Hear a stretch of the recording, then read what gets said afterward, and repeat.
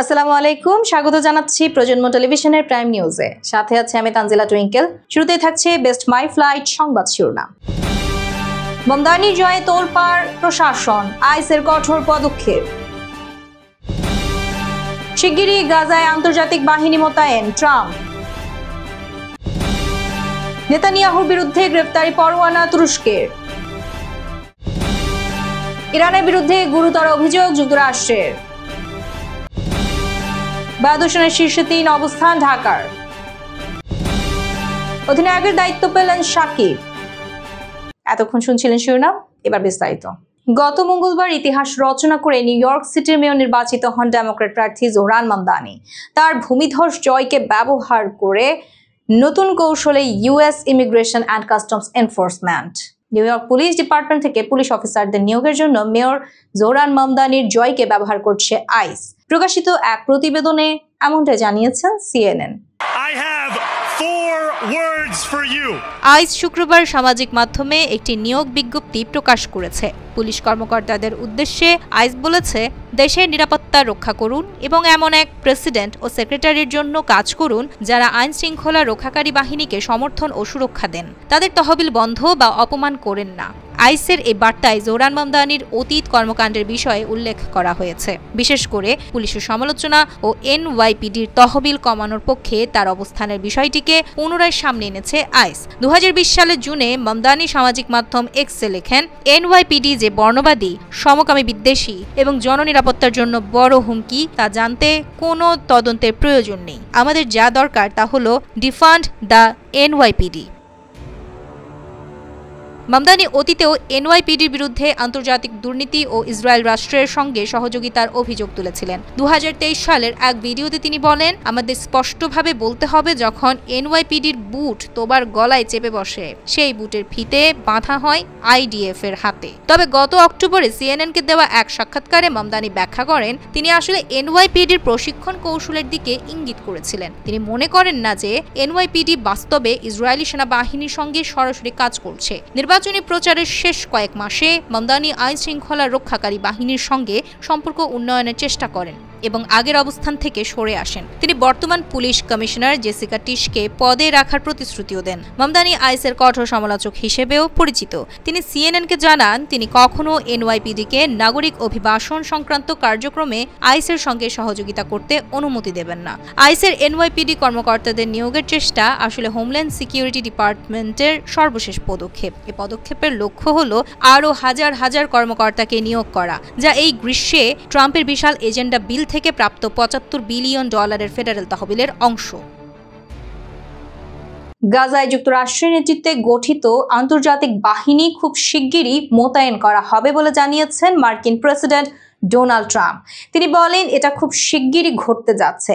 গাজা এখন খুব ভালোভাবে এগোচ্ছে, গাজায় শান্তি ভালোভাবে কাজ করছে এবং যুক্তরাষ্ট্র আঞ্চলিক দেশ ও মিত্রদের সঙ্গে ঘনিষ্ঠভাবে কাজ করছে। একই সঙ্গে তিনি বর্তমান কার্যকর থাকা যুদ্ধবিরতির প্রশংসা করেছেন। বিস্তারিত থাকছে রিপোর্টে।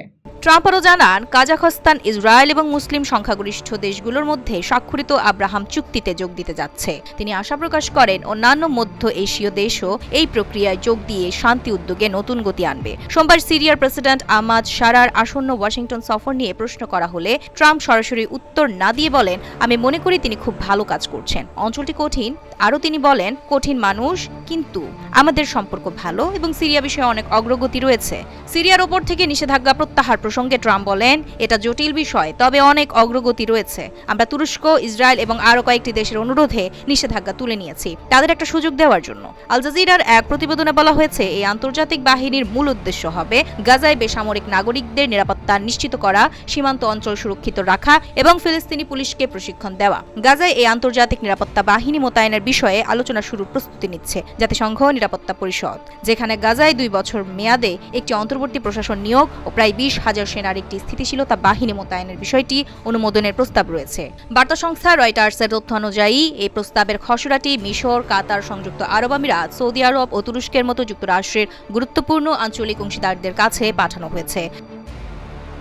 প্রস্তাবিত বাহিনীর সৈন্যরা প্রয়োজনে সব ধরনের পদক্ষেপ নিতে পারবে, অর্থাৎ বল প্রয়োগের অনুমতিও তাদের থাকবে। তবে এ পরিকল্পনার একটি প্রধান শর্ত হল ফিলিস্তিনি সশস্ত্র গোষ্ঠী হামাসের নিরস্ত্রীকরণ। যদিও হামাস এখনও এই বিষয়ে কোনো নিশ্চিত ঘোষণা দেয়নি, এই আন্তর্জাতিক বাহিনী হামাসের সামরিক সক্ষমতা এবং আক্রমণাত্মক অবকাঠামো ধ্বংস করারও দায়িত্ব পাবে।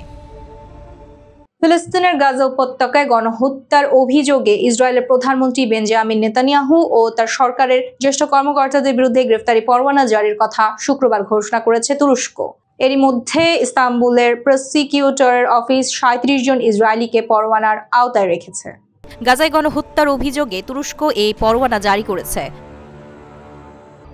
শুক্রবার আল জাজিরার এক প্রতিবেদনে বলা হয়েছে, তুরস্ক ইসরায়েলের প্রধানমন্ত্রী বেনিয়ামিন নেতানিয়াহু, প্রতিরক্ষামন্ত্রী ইসরায়েল কাজ, জাতীয় নিরাপত্তা মন্ত্রী ইতামার বেন গভির এবং সেনাপ্রধান লেফটেন্যান্ট জেনারেল এয়াল জামির সহ মোট ৩৭ শীর্ষ কর্মকর্তার বিরুদ্ধে গণহত্যা ও মানবতা বিরোধী অপরাধের অভিযোগে গ্রেফতারি পরোয়ানা জারি করেছে। ইস্তানবুল প্রসিকিউটরের কার্যালয়ে শুক্রবার এই ঘোষণা দিয়েছে, যদিও পুরো তালিকা প্রকাশ করা হয়নি। বিবৃতিতে আরও বলা হয়, ২০২৩ সালের অক্টোবর থেকে গাজায় ইসরায়েলের যুদ্ধে পদ্ধতিগত গণহত্যা চালানো হয়েছে। উদাহরণ হিসেবে কয়েকটি ঘটনা উল্লেখ করা হয়েছে। এর মধ্যে ১৭ অক্টোবর আল আহলি ব্যাপটিস্ট হাসপাতালে হামলায় ৫০০ জনের মৃত্যু, ২৯ ফেব্রুয়ারি চিকিৎসা সরঞ্জাম ইচ্ছাকৃত ধ্বংস, গাজায় সম্পূর্ণ অবরোধ ও মানবিক সাহায্যে বাধা এবং তুরস্ক নির্মিত তুর্কি প্যালেস্তাইন ফ্রেন্ডশিপ হাসপাতাল মার্চে বোমা হামলায় ধ্বংস করার বিষয় উল্লেখ করা হয়েছে। আল জাজিরা জানিয়েছে, ইসরায়েলি পররাষ্ট্রমন্ত্রী গিডিওন সার এক পোস্টে জানিয়েছেন এই ঘটনার তীব্র নিন্দা। তিনি লিখেছেন, এরদোয়ানের এই প্রচারণামূলক কৌশলকে আমরা ঘৃণা ভরে প্রত্যাখ্যান করছি। অন্যদিকে ফিলিস্তিনের স্বাধীনতাকামীদের সংগঠন হামাস এ পদক্ষেপকে প্রশংসনীয় বলে অভিহিত করেছে। গোষ্ঠীটি জানিয়েছে, এটি তুরস্কের জনগণ ও নেতৃত্বের ন্যায় বিচার ও ভ্রাতৃত্বের প্রতিশ্রুতি প্রমাণ করে। এর আগে গত বছর আইসিসি নেতানিয়াহু ও সাবেক প্রতিরক্ষা মন্ত্রী ইয়োভ গ্যালান্টের বিরুদ্ধে যুদ্ধাপরাধের গ্রেফতারি পরোয়ানা জারি করে। তুরস্ক ও দক্ষিণ আফ্রিকার সঙ্গে মিলে আইসিজেতে ইসরায়েলের বিরুদ্ধে গণহত্যা মামলায় যোগ দিয়েছে। ২০২৩ সালের ৭ অক্টোবর থেকে গাজায় হামলা চালিয়ে আসছে ইসরায়েল। দেশটির এই হামলায় এখন পর্যন্ত গাজায় ৬৮,৮৭৫ প্যালেস্তাইনি নিহত হয়েছে। এ সময় ১,৭০,৬৭৯ জন আহত হয়েছেন। ইরানের বিরুদ্ধে ইসরায়েলের মেক্সিকোতে নিযুক্ত রাষ্ট্রদূতকে হত্যার ষড়যন্ত্রের অভিযোগ তুলেছে যুক্তরাষ্ট্র। ওয়াশিংটনের দাবি, এটি তেহরানের পক্ষ থেকে মধ্যপ্রাচ্যের সংঘাতকে লাতিন আমেরিকায় সম্প্রসারিত করার সর্বশেষ প্রচেষ্টা চালানো হচ্ছে। শুক্রবার ডেইলি সাবার এক প্রতিবেদনে এমনটি উঠে আসে।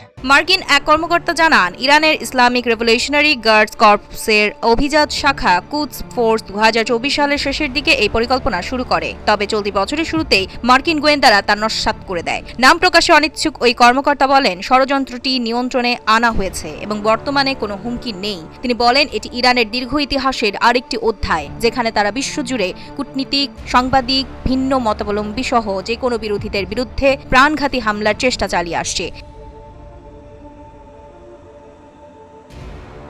এটি প্রতিটি দেশের জন্য উদ্বেগের বিষয় হওয়া উচিত যেখানে ইরানের উপস্থিতি রয়েছে। প্রতিবেদনে বলা হয়েছে, যুক্তরাষ্ট্র কোনো নির্দিষ্ট প্রমাণ বা কিভাবে ষড়যন্ত্রটি ভেস্তে দেওয়া হয়েছে সেই বিষয়ে বিস্তারিত জানায়নি। জাতিসংঘের ইরানের স্থায়ী মিশন বিষয়টি নিয়ে কোনো মন্তব্য করেনি। মার্কিন গোয়েন্দা প্রতিবেদনে আগে থেকে উল্লেখ ছিল যে ইরানি অপারেটিভরা লাতিন আমেরিকায় লক্ষ্যবস্তু খুঁজছে, যেখানে ভেনেজুয়েলার প্রেসিডেন্ট নিকোলাস মাদুরোর সঙ্গে তেহরানের ঘনিষ্ঠ সম্পর্ক রয়েছে। এদিকে প্রায় ১ বছর পর ইসরায়েল ইরানে ব্যাপক হামলা চালায়। এতে বিমান হামলায় ১,০০০-এরও বেশি মানুষ নিহত হয়। যুক্তরাষ্ট্র ওই অভিযানে অংশ নেয় এবং ইরানের পারমাণবিক কর্মসূচির সঙ্গে যুক্ত স্থাপনাগুলোতে হামলা চালায়। প্রতিবেদনে বলা হয়েছে, ইরানের সরকার এখনও ফিলিস্তিনের স্বাধীনতাকামীদের সংগঠন হামাসের প্রধান সমর্থক হিসেবে বিবেচিত। ২০২৩ সালের ৭ অক্টোবর হামাস ইসরায়েলে নজিরবিহীন আক্রমণ চালানোর পর থেকে দুদেশের সংঘাত ব্যাপক আকার ধারণ করে।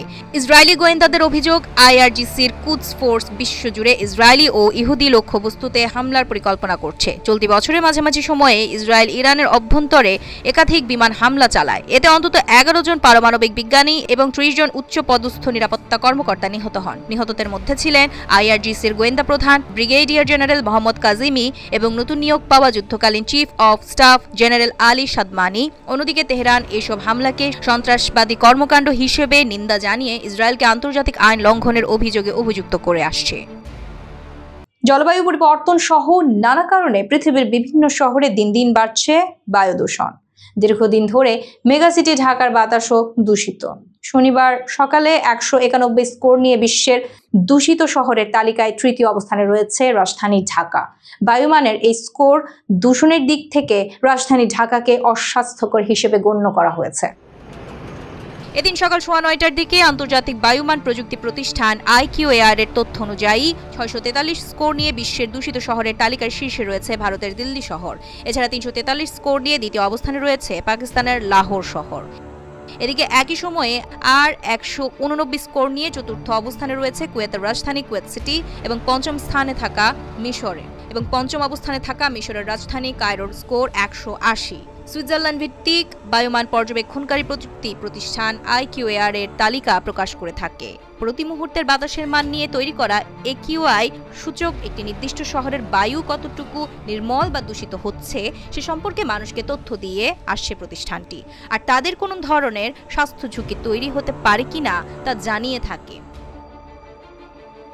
AQI স্কোর 0 থেকে 50 ভালো হিসেবে বিবেচিত হয়, 51 থেকে 100 সহনীয় বা মাঝারি হিসেবে গণ্য করা হয়, আর সংবেদনশীল গোষ্ঠীর জন্য অস্বাস্থ্যকর হিসেবে বিবেচিত হয়। 101 থেকে 150 স্কোর 151 থেকে 200 পর্যন্ত অস্বাস্থ্যকর হিসেবে বিবেচিত হয়। একইভাবে AQI স্কোর 201 থেকে 300 হলে খুবই অস্বাস্থ্যকর বলে বিবেচিত করা হয়, আর 301 এর বেশি হলে তা দুর্যোগপূর্ণ বলে বিবেচিত হয়। বায়ু দূষণ গুরুতর স্বাস্থ্য ঝুঁকি তৈরি করে। এটা সব বয়সী মানুষের জন্যই ক্ষতিকর, তবে শিশু, অসুস্থ প্রবীণ ও অন্তঃসত্ত্বাদের জন্য বায়ু দূষণ খুবই ক্ষতিকর। 2019 সালে মার্চ মাসে পরিবেশ অধিদপ্তর ও বিশ্ব ব্যাংকের একটি প্রতিবেদনে উল্লেখ করা হয়েছে, ঢাকার বায়ু দূষণের 3টি প্রধান উৎস হল ইটভাটা, যানবাহনের ধোঁয়া ও নির্মাণ সাইটের ধুলা।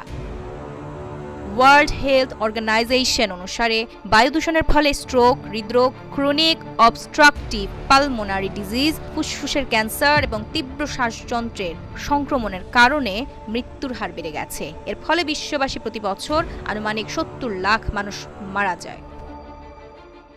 শেষ করছি খেলার সংবাদ দিয়ে। আসন্ন আবুধাবি টি10 লিগে নতুন ফ্র্যাঞ্চাইজি রয়্যাল চ্যাম্পসের অধিনায়কের দায়িত্ব পালন করবেন সাকিব আল হাসান। শনিবার এক বিবৃতিতে এমনটা নিশ্চিত করেছে ফ্র্যাঞ্চাইজিটি। তরুণ এবং অভিজ্ঞ ক্রিকেটারদের সমন্বয়ে ভারসাম্যপূর্ণ দল গড়েছে দলটি, যার নেতৃত্বে থাকবেন বিশ্বসেরা এই অলরাউন্ডার। চলতি মাসের 19 তারিখ টি10 লিগে নিজেদের প্রথম ম্যাচে মাঠে নামবে রয়্যাল চ্যাম্পস। আবুধাবির শেখ জায়েদ স্টেডিয়ামে দলটির প্রথম ম্যাচের প্রতিপক্ষ ভিস্তা রাইডার্স। দলের নেতৃত্বের দায়িত্ব পেয়ে উচ্ছ্বসিত সাকিব। তিনি বলেন, রয়্যাল চ্যাম্পসের নেতৃত্ব দেওয়া আমার জন্য সত্যি এক বড় সম্মান। এত প্রতিভাবান খেলোয়াড় ও দক্ষ কোচিং স্টাফের সঙ্গে কাজ করার সুযোগ পেয়ে আমি ভীষণ উচ্ছ্বসিত। আমরা মাঠের ভেতরে বাইরে দু জায়গাতেই দারুণ কিছু উপহার দিতে চাই এবং দর্শকদের জন্য এক উত্তেজনাপূর্ণ, প্রতিদ্বন্দ্বিতাপূর্ণ মৌসুম উপস্থাপন করতে চাই। নতুন দল হিসেবে আমাদের উদ্যম ও শক্তি হবে সবচেয়ে বড় প্রেরণা। এই ছিল প্রজন্ম টেলিভিশনের প্রাইম নিউজ। পরবর্তী প্রাইম নিউজ দেখার আমন্ত্রণ জানিয়ে শেষ করছি এখানে। এতক্ষণ সাথে থাকার জন্য ধন্যবাদ সবাইকে।